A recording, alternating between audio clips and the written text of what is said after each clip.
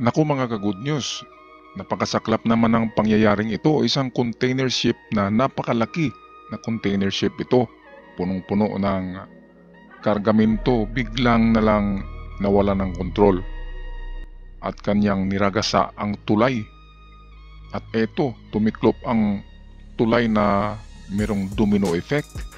Ayon sa ulat ay nakapagbigay pa ito ng radio signal sa control tower ng tulay.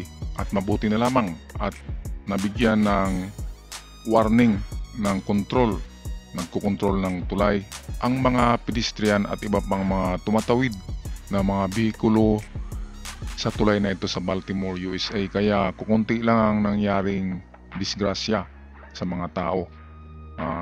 Nasa 6 lang yata na buhay, pero merong mga nahuhulog na mga ano dito, na mga kotse na nandyan sa ilalim ng dagat. Kaya yan ngayon ang kanilang bibigyan ng rescue mission ang gagawin nila ngayon, dahil sa merong mga nahuhulog ng mga sasakyan na may lula ng mga tao at hindi nabuksan yung hindi nakalabas yung mga tao sa sasakyan. At meron din daw mga maintenance ng tulay na gumagawa sa araw na yun sa tulay.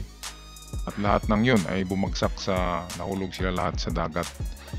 Kaya wala pa tayong update kung ilan talaga ang nalagas na buhay dito sa insidenteng ito, pero napakalaking talaga damage ang nangyari.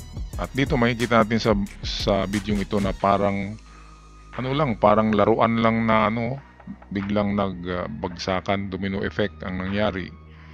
Isang poste lang ng tulay ang nabundol nitong barkong ito ng container ship, at domino effect na kaagad.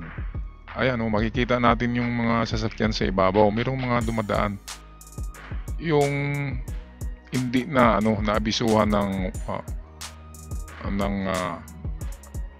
itong nagbabantay sa tulay na yan. Yung iba ay dumiritso pa rin, ayan. Kaya pagbagsak nito ng tulay na ito ay meron talagang mga sasakyan na bumagsak din at nandyan sa ilalim ng dagat. At sana kukunti lang ang mga nalagas na buhay sa aksidenteng ito sa Key Bridge sa Baltimore, USA.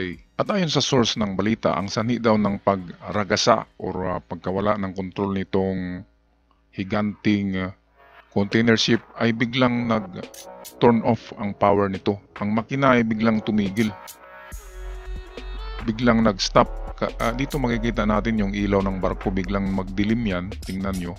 Ayan wala ng ilaw, kaya nawalan ng power ang barko. Kaya kung walang power, hindi nila makontrol yung steering, yung timon, hindi nila makontrol.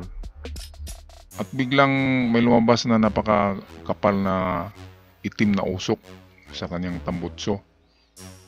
Ngayon nakarecover uli siya ng power, nagkaroon ng power, pero huli na. Ayan tinamaan niya na ang isang poste ng tulay. Ayan, kaya parang laruan lamang. Ayan putol-putol, grabe. Napakamalas naman ng mga tao diyan ng araw na yan na tumawid.